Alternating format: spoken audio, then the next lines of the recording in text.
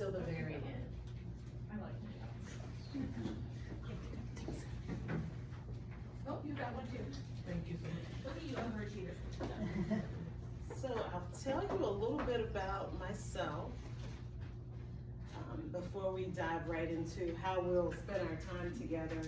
So I mentioned I'm originally from the South Carolina area, and I'm a certified career coach, leadership coach, and also a consultant.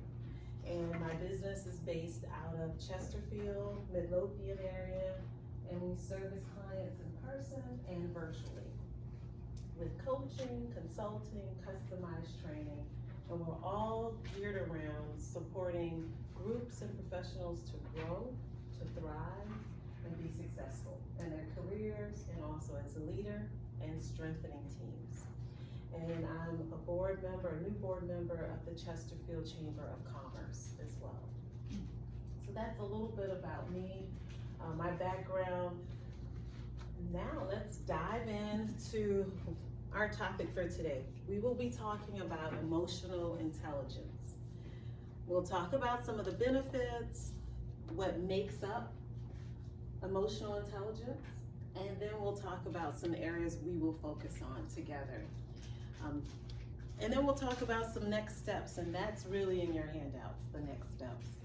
It's a very informal setting, so if you have questions, please don't hesitate to ask. If you have comments, experiences you like to share, we like to hear from you. And I will ask some questions as well. So we'd love to hear your responses. So just preparing you in advance. So when we think about emotional intelligence, what comes to mind first? How would you define emotional intelligence? And you don't have to be 100% right, just what comes to mind for you.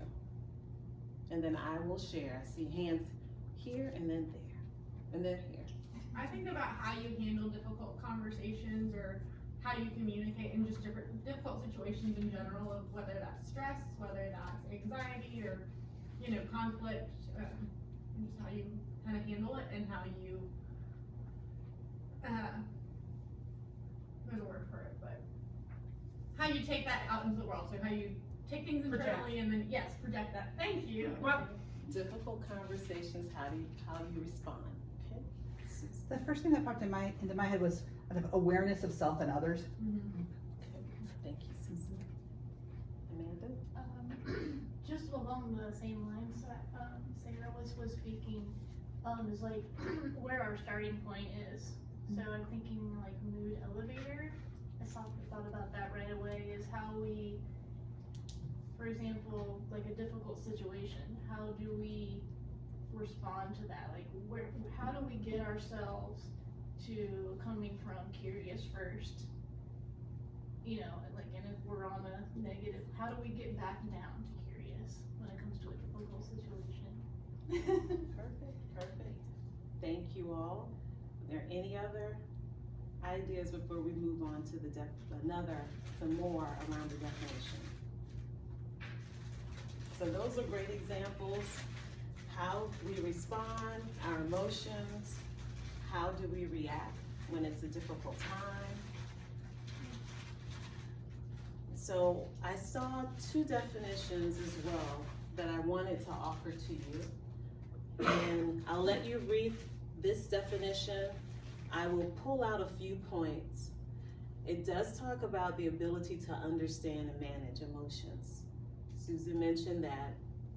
And then it also says, I love the example that it says that if you are emotionally intelligent, you can handle interpersonal relationships empathetically, and a high emotional intelligence can help you better your professional goals. So I'm gonna ask someone in the room if you could read the quote at the bottom. Okay, anyone? Sure. So work gets done through people, and if you're unable to work with your own and others' emotions, it becomes very difficult to get things done productively and sustainably. EQ, why leaders are looking for emotional intelligence, the BBC, Johanna York. So I saw heads nod when she read that. So it's pretty safe, you all kind of agree. Yeah, and I see smiles, head nodding. Okay, so I love that definition there. And then there's another definition that spoke to me in the blue. Emotional intelligence is the ability to understand your own emotions and those of others. So that is really what it is in a nutshell. Some people can refer to it as EQ as well. If you hear that terminology, that's still emotional intelligence.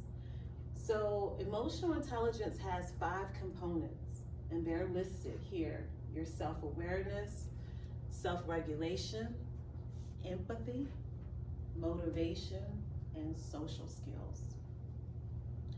So what we will do today is we will really focus in on self-awareness, empathy, and we will touch on social skills as we have time. But the first 2 we're really going to spend more time on today. So I want to ask you, can you recall a time when you felt someone lost their temper over something that was small, or you didn't think, or you thought they could have handled the situation better? Have you ever experienced that? I saw smiles, head nods, okay. Have you ever experienced someone that you felt, I'm gonna say overreacted, but in this case, have you ever observed relationships where people have avoided colleagues or coworkers or managers because of negative interactions? Or they're angry with the person? Well, sometimes wanted to avoid them, but not necessarily able to avoid them. Because oftentimes you're having to work with those people, whether they're in your department, or you're working across interdepartments. So those relationships, you still need to be able to get the work done. So you have to figure out a way to, how do I find a way to work with this person, and oftentimes I find myself trying to figure out what is the best way to work with particular people and what is the best way to communicate with them. Some people like to get email, some people like a phone call, some people, I might have to follow up and say, hey, can we talk for 15 minutes? So it's also taken, I think, important to kind of test the temperature and kind of know how your colleagues, what's their preference and how they like to work and communicate. So. Absolutely, absolutely. So Christine brings up a lot of different points of how you can best tailor how you communicate with the person, with their style. And being aware of that is one of the elements we will talk about. Self-awareness, how do you best engage? And then empathy will be connected with that. So her points are leading into some of the main areas we will talk about. So emotional intelligence can definitely help you overcome some of those challenges that you might have with a colleague, with a coworker, with a family member. We have opportunities to really tap into this to help you be more successful at communicating, building relationships, working with people that are different. Often we have different styles.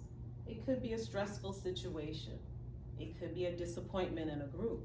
How do you communicate in a way that people want to hear from you? They want to communicate with you and share information with you. So my hope is as we spend time together, you will leave with some ways that you identify that can further help you strengthen your emotional intelligence. So I'm going to give you some benefits, and Christine has taken us down a path already. It's extremely important because it can help with your interpersonal relationships. She just talked about that, so I'm not going to belabor that. The second point, it's very important in the workplace because it helps you better understand nonverbal cues. What you just said, some people,